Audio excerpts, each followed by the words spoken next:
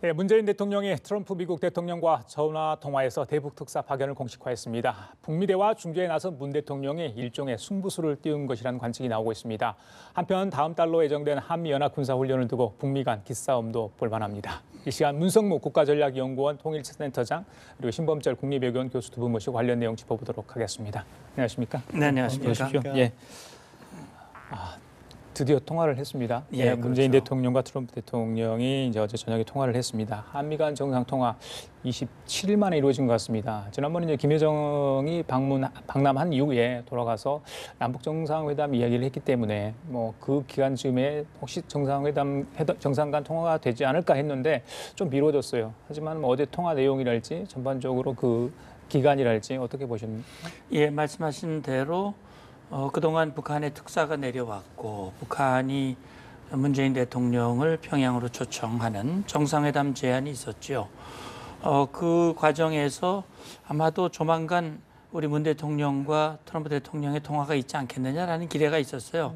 그런 기대를 한 이유는 뭐냐면 트럼프 대통령과 아베 총리와는 긴 시간 통화했다는 얘기가 보도로 나왔거든요. 예. 일본과 미국 정상은 긴 시간 통화를 하는데 왜 우리 대통령은 통화를 못하는 것일까? 예. 못하는 것일까? 안 하는 것일까? 아니면 무슨 장애가 있는 것일까? 소통에 문제가 있는 것일까? 그런 우려들을 했었는데 예. 이제 이렇게 봤죠. 이방카 대표 보좌관이 다녀간 뒤에 아마 이방카 보좌관으로부터 방한 결과에 대한 설명을 들었겠죠. 예. 그래서 조만간 통화가 이루어질 것이라는 예측이 있었는데 드디어 이제 통화를 하셨습니다. 제가 생각할 때는 한미 간에 소통을 하는 데는 전 큰 문제가 없다고 생각이 되고 그런 차원에서 이번에 대통령과 미국 대통령 간의 통화는 상당히 의미가 있고 그러나 이제 발표된 내용 보면 굉장히 간단합니다. 그렇더라고요. 우리 청와대에서 예. 발표한 내용도 그렇고 또 미국 백악관에서 발표도 했습니다.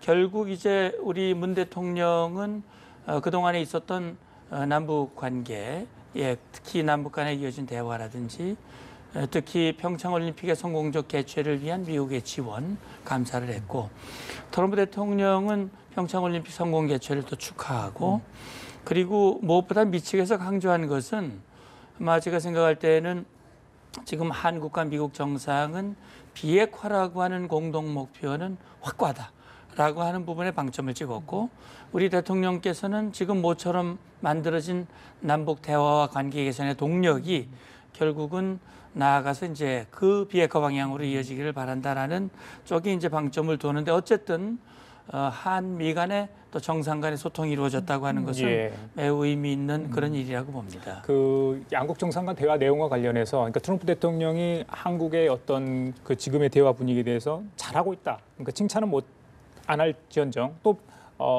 오히려 뭐 다른 군사 옵션이랄지 더 강한 메시지, 그러니까 비핵화 없는 뭐 북미 대화는 전혀 없다. 그러니까 이런 얘기들, 그러니까 강한 메시지는 두 정상 간에 나누지 않았어요. 방금 말씀하신 것처럼 굉장히 원칙적인 이야기, 원론적인만 했거든요. 이건 뭐 두 정상이 서로를 배려하는 겁니까? 어떻게 봐야 됩니까? 그게 사실은 지금 한미 간의 공조가 이루어지는 부분이라고 생각합니다. 예. 그러니까 이미 평창올림픽 시작 이전부터 1월 4일 대통령님과 트럼프와의 통화 그 당시부터 우리가 기획했던 것은 평창올림픽에 북한을 초청해서 가능하면 비핵화로 나가기 위해서 북미 간 탐색적 대화 정도는 이렇게 권유한다. 이 부분이었거든요. 그 과정이 지금 진행돼 왔고 이제 저는 평창 1라운드라고 생각합니다. 본 동계올림픽 1라운드가 아직 패럴림픽이 이제 2라운드가 될 텐데 1라운드에 중간 토의를 한 거죠. 미 측에서는 그 과정에서 북한이 약간 제재를 갖다가 훼손하려는 그런 움직임이 보이니까 강경한 발언도 나오고 뭐 그랬는데 결국 그 기조에는 양국이 변함이 없다. 우리 입장에서는 미 측이 대화에 조금 더 적극적으로 나왔으면 하지만 미국의 입장에서는 비핵화 공조라는 것이 더 중요하다. 이 정도의 시각차는 있지만 아직도 양국 정상은 가능하면 북한을 설득해서 비핵화 대화의 전 단계라고 할 수 있는 탐색적 대화까지는 부르자. 그리고 그것을 위해서 양국이 함께 노력한다. 이 부분에는 공감이 형성돼 있다 이렇게 생각합니다. 예, 알겠습니다. 그 북한 측도 굉장히 비핵화에 대해서는 글쎄요, 확답은 하지 않아요. 그렇잖아요. 어떻게 보면 북미 대화에 대한 용의 의사는 분명히 밝히지 않았습니까? 그런데 이제 북한 언론 매체들을 통해 계속해서 북미 대화 조건, 미국이 너희들이 뭐 어떻게 해라, 너희들이 뭘 해라, 계속 이런 요구를 하고 있는 상황이거든요. 그렇다면 미국 쪽도 이거 쉽지 않은 이야기 아니겠습니까? 이런 이야기를 계속 한다면은. 예, 말씀하신 대로 지금 비핵화에 대한 한미 국제사회 요구에 대해서 북한의 입장은 그렇게 바뀐 것 같아 보이지 않습니다. 그러니까 대화의 필요성 또 대화에 나갈 용의를 표명한 것은 맞지만 그 대화가 미국과 국제사회가 요구하는 비핵화를 전제로 한 또는 비핵화를 목표로 한 그런 대화에 나갈 의사를 분명히 밝힌 것은 아니다. 지금 말씀하신 대로 북한의 입장을 대변하는 조선신보의 내용도 보면 지금 대화의 조건을 만드는 것은 미국이 해야 된다라고 얘기를 하면서 미국 트럼프 대통령이 굉장히 궁지에 몰렸다. 왜냐하면 북한이 핵무력을 완성을 했고 미국 어디든 타격할 수 있는 역량을 갖추고 있고 그걸 강화해 나간다고 하니까 트럼프 대통령이 굉장히 곤공에 빠져서 대화를 얘기를 하고 있다. 그래서 우리는 미국과의 대화는 하겠지만 대화가 급한 것은 미국이다. 그래서 우리는 미국의 대화를 구걸하지 않는다. 예. 미국이 정말 대화를 원한다면 미국이 조건을 만들어줘야 된다. 다시 말하면 북한이 늘 주장해왔듯이 대북 적대시 정책을 버려야 된다. 북한이 말하는 대북 적대시 정책이라고 하는 것은 명확합니다. 주한미군 철수, 한미연합연습 영구 중단, 한미 동맹의 이관. 이것이 북한의 대북 적대 정책, 그러니까 미국의 대북 적대 정책에 포기된 북한의 입장인데 그렇게 미국이 먼저 바뀌어야 대화를 할 수 있다. 우리는 대화를 구걸하지 않고 그런 대화에는 안 나간다라고 하는 것이 북한 매체의 공식 입장입니다. 저는 김여정, 김영철 북한 대표단들이 고위 대표단이 왔다 갔고 특히 김영철의 경우에는 2박 3일 동안 머물면서 우리의 주요 인사들과 많은 대화를 나누는데 제가 볼 땐 거기에서도 비핵화에 관한 입장은 밝히지 않은 듯합니다. 그런 차원에서 지금 미국은 비핵화를 전제로 한 대화, 북한은 오히려 그 반대. 그런 상황에서 과연 대화가 제대로 접점을 이룰 수 있겠는지 부분에 대해서 우려가 없을 수가 없지요. 예, 알겠습니다. 자, 어제 통화에서 이제 문재인 대통령이 대북 특사 얘기를 공식화했습니다. 지난번에 이제 김여정 특사가 다녀간 뒤에 언제쯤 우리는 답방 형식의 특사를 북한으로 보낼 것인가 많은 분들에게 의견을 구했는데 그 시기 또 방법 여러 가지 얘기가 나오고 있습니다. 또 누가 갈 것인가도 굉장히 궁금한 사항인데, 자, 신 교수님, 그 이제 문재인 대통령 외교 일정도 있을 것 같고요. 특히 이제 한미연합 군사훈련이 4월 초에 시작이 된다면 그 무렵에 대북 특사를 보내야 될 것 같거든요. 그렇지 않습니까? 그 이전에 보내야겠죠. 그래서 그러니까요. 가능하면은 3월이 남아 있으니까 3월에 북미 대화에 그 어떠한 단초라도 이렇게 마련할 수 있으면 좋기 때문에 시기로는 뭐 이제 다음 주부터 언제든지 보낼 수 있다 그렇게 생각하고요. 이제 특사를 보내야 되는 이유는 사실 저희가 이 평창 올림픽을 계기로 해서 뭐 김영남, 김여정, 김영철 이렇게 불러서 사실 우리로서는 최선의 예우를 다해서 베풀었습니다. 그렇지만 앞서 문 장관님께서 이야기하신 것처럼 북한은 아직 변화된 입장을 보이지 않았습니다. 그 점이 상당히 아쉬운 부분인데 저는 적어도 이산가족 상봉이라도 던지고 돌아갈 줄 알았는데 그조차도 없이 돌아갔다고 한다면은 지금 북한은 기본적인 입장은 변한 것이 없다. 그렇기 때문에 우리가 특사를 보내서 이제는 사실 북한에서 그런 실무급들은 아무리 고위직에 있다고 해도 자기 의사결정을 못하니까 그 의사결정을 내릴 수 있는 김정은 위원장을 만나야 된다. 그리고 거기에서 우리의 진의를 잘 전달하고 그래서 한반도의 지속 가능한 평화 정착을 위해서는 북한이 먼저 행동할 부분이 있다. 북한 보고 당장 비핵화해라 이렇게 하면 뭐 오히려 반발을 할 수 있기 때문에 그런 것이 아니라 북미 대화의 단초라고 할 수 있는 탐색적 대화에 조건 없는 참석 이 정도라도 북한이 양보를 하고 그래서 그 기간 동안 또 이렇게 도발을 하지 않는다는 그런 메시지를 받는다면 이 정도 메시지라면 미국도 탐색적 대화에 열려 있는 입장이었기 때문에 그렇게 미국과 북한 간의 접점을 찾아줄 수가 있다. 그렇기 때문에 그러한 노력을 전개하고 저희가 지금 냉정하게 상황을 판단해야 된다고 생각합니다. 특사 가서 김정은 위원장을 만나서 김정은 위원장의 메시지를 잘 받아온다면 그 메시지를 정확하게 분석해야 하는 거죠.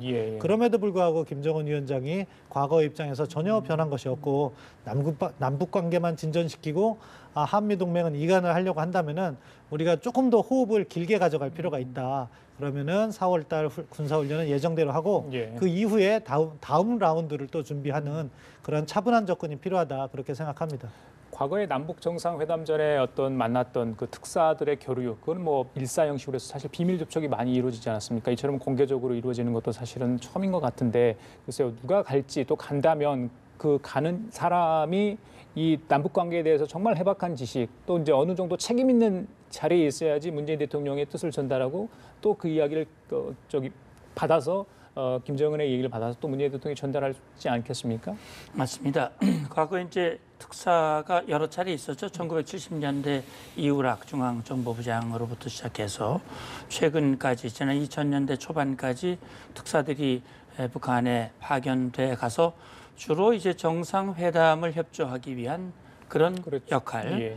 또 북핵 문제라든지 꼬인 남북 관계 또는 북미 관계에 대한 해법을 찾기 위한 특사 이런 역할을 했는데 뭐 정상회담을 성사시키기 위한 특사들은 뭐 나름 정상회담이 두 차례 성사가 됐기 때문에 나름 역할을 했다고 보지만 이제 북한 핵 문제를 해결하기 위한 문제라든지 이런 것들은 아마 기대를 충족하지 못한 것 같아요.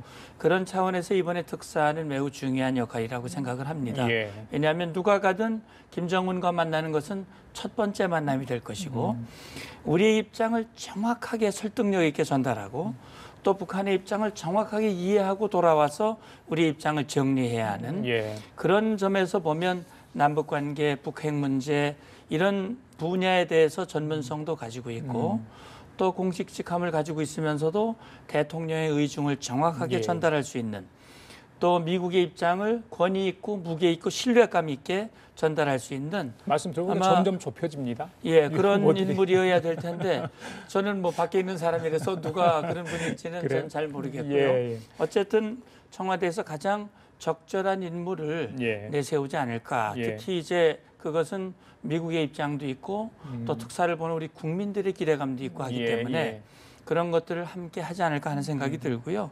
저는 여기서 한 가지 더 말씀드리고 싶은 것은 저는 북한 핵 문제를 미국과 북한의 문제로 몰아가는 그것은 저는 좀 유의해야 할 필요가 있다 하는 생각이 듭니다. 북한 핵 문제는 우리의 문제입니다. 우리가 가장 큰 위협의 당사자입니다.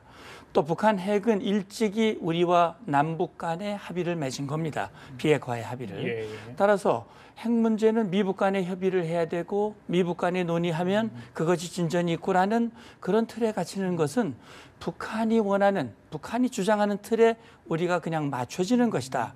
저는 남과 북이 만나면 우리도 당당하게 비핵화를 요구하고 비핵화가 돼야 남북관계가 개선이 된다. 이런 문제들을 당당하게 말할 수 있어야 된다. 라고 하는 부분을 저는 좀 강조를 하고 싶습니다. 알겠습니다. 혹시 뭐 신 교수님 특사 관련해서 특사 관련해서는 뭐 범위를 좁혀 놓으셔서 누군지는 짐작이 갈 거라고 생각하는데 마지막 부분 정말 좋은 말씀이라고 생각합니다. 이 남북 관계에 있어서 우리는 북한이 우리가 조금 심한 말을 하면은 토라지는 그런 관행 때문에 많이 배려를 해왔던 것 같아요. 근데 이러한 배려가 반복되다 보니까 자칫 북한이 그것을 자신들의 권리로 할 수가 있다. 이 점을 우리가 유의하면서 이번에 특사가 방문하든 그 다음 단계이든 우리가 할 말은 해가면서 이렇게 진전시켜 나가는 것이 장기적으로는 바람직하지 않나 그런 생각을 해보게 됩니다. 그 센터님 어제 정상간 전화 통화에서 트럼프 대통령이 문재인 대통령이 북한의 특사를 다녀온 뒤 그 결과를 알려달라 이렇게 이야기를 했다고 합니다. 지난번에 김여정 특사 다녀가고 또 김영철 그 통전부장이 달려간 뒤에 미국 측에서 그러니까 인적 자산이 가지고 있는 정보들이 많으시잖아요. 그 사람들이 제공했던 정보들에 대해서 우리 한국 측 정보 당국에 많은 걸 요구를 하고 자기들이 갖고 있는 또 다른 정보들을 주겠다. 뭘 전략 정보들이 있을 거 아닙니까? 좀 궁금해하는 것 같아요. 이번에 좀 교류가 많다 보니까. 예, 맞습니다. 이제 전통적으로 보면 이제 정보 분야에서 우리 대한민국은 북한과 지리적으로 또 언어적으로, 문화적으로, 역사적으로 우리가 인간 정보, 우리가 통상 휴민트라고 말을 하는데 인간 정보는 우리 대한민국이 좀 우위에 있는 것이고요. 특히 이제 기술이라든지 장비의 우위를 통해서 획득하는 정보들 있지 않습니까? 통신, 영상, 뭐 이런 기술 정보들은 상대적으로 미국이 인공위성이라든지 또는 통신 이 여러 분야에서 미국이 우위에 있기 때문에 서로 상호 보완적인 측면에서 정보 교류를 하고 있습니다.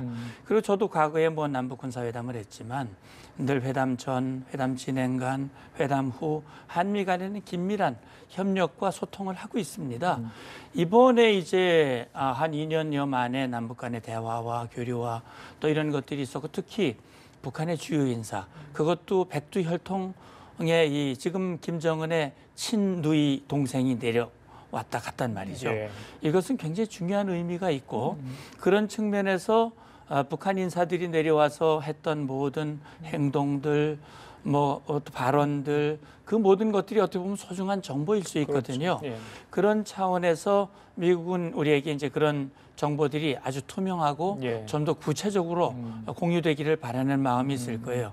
그런 차원에서 좀 더 자기들이 가지고 있는 정보들 이렇게 교환하는 그런 얘기들이 있었을는지는 모르겠습니다. 미국 측에서 요구하면 다 줘야 되는 겁니까? 걸러줘야 되는 겁니까? 물론 그런 거는 아니지만 역시 정보는 서로 공유할 때 우리가 필요한 정보를 미국으로부터 받고 수 있으니까요. 또 역시 미국이 필요한 정보를 우리가 제공을 하고 그게 동맹 아닙니까? 알겠습니다. 그런 차원에서 긴밀한 정보 협력은 중요하다고 봅니다. 좀 우리 신 교수께서는 외교 관계 굉장히 정통하신데 조세균 좀 육자회담 수석대표 얘기 좀 하겠습니다.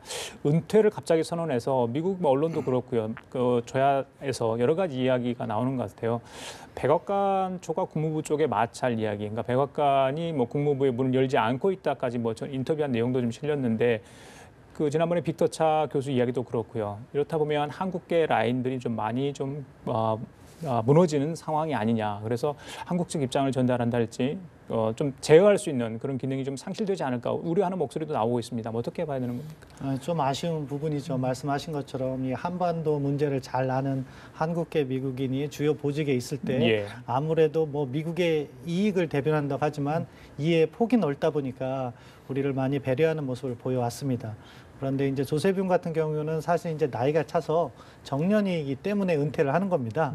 그런데 그럼에도 불구하고 연장을 요청을 했는데 그것을 거부하고 이제 떠난 거죠. 그 과정에서는 조세균은 나름 대화파였습니다. 과거에도 그랬고 그런 부분에 있어서 백악관 측과 이렇게 업무를 조율하는데 쉽지 않았다는 점이 있었을 것 같습니다. 그렇기 때문에 그런 점은 뭐 정책적인 의미가 크다고 생각하는데 후임자가 더 중요한 것 같아요. 누가 그 자리에 올 것인가. 뭐 지금 봐서는 그 자리에 올 만한 사람들이 이렇게 크게 식별되지 않은데 한국계가 올 가능성은 매우 낮다고 생각합니다. 그러면 그럴수록 또 우리는 한미 간의 정보를 또 아까 공유까지 얘기하셔도 정보 공유라든가 정책 코디네이션 조율을 더 적극적으로 해가지고 거기에서 틈이 발생하지 않도록 노력하는 추가적인 노력도 필요하다고 생각합니다. 알겠습니다. 굉장히 중요하죠. 지금 시국의 한미동맹 조율과 공유. 굉장히 좋은 지적을 하신 것 같아요.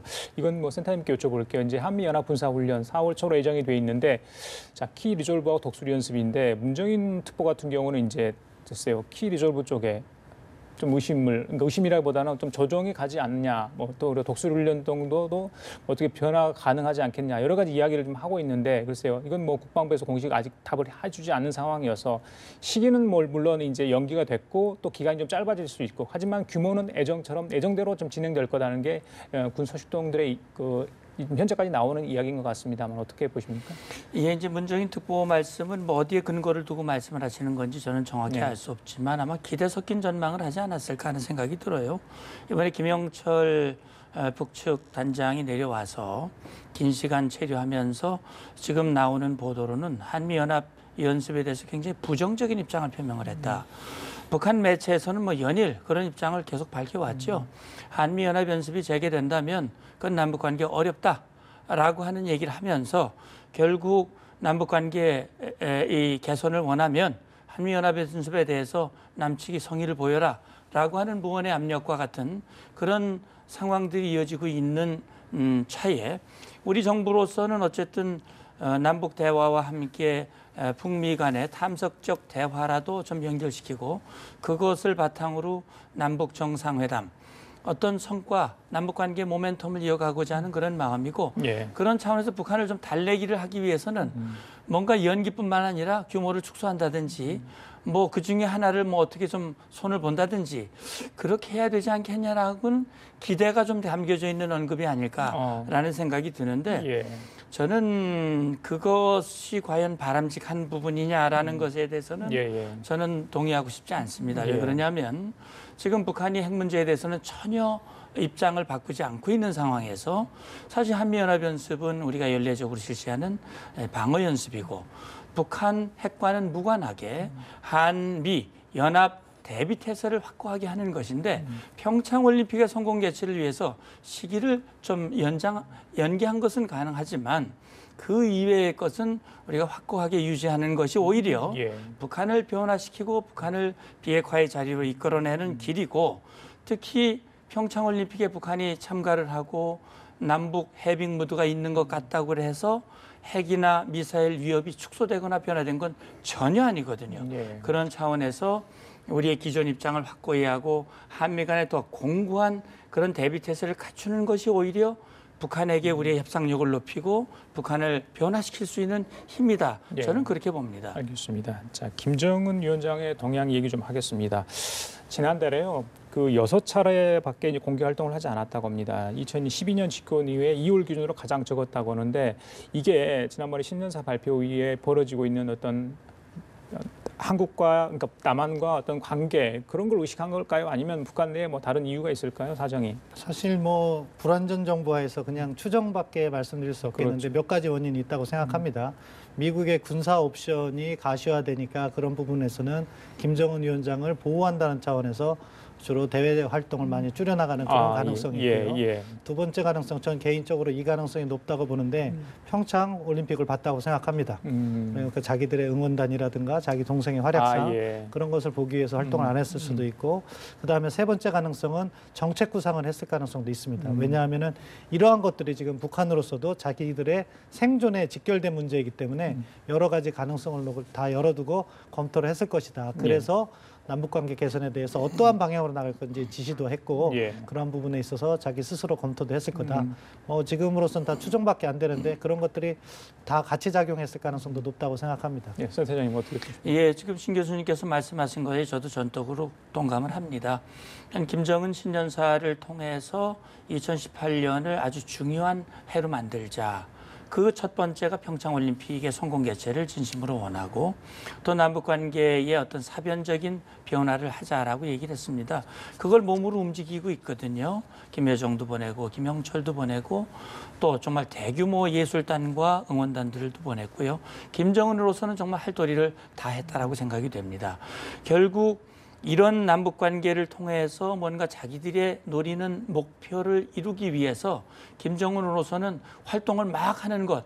물론 과거에는 뭐 도발하고 미사일 현장, 군 부대 이렇게 다녔지만 이번에는 그것보다는 자기들의 말과 행동을 뒷받침하기 위해서 조용히 그렇게 했을 가능성이 저는 많다고 보는데 저는 이렇게 봅니다. 만약에 북한이 자기들의 계산대로 뭔가 잘 안 되고 있다라고 생각되면 언제라도 방향 선언하겠죠. 자, 지금까지 문성묵 국가전략연구원 통일센터장 신범철 국립외교연구소 두 분과 함께 얘기 나눠봤습니다. 말씀 감사합니다. 감사합니다. 감사합니다.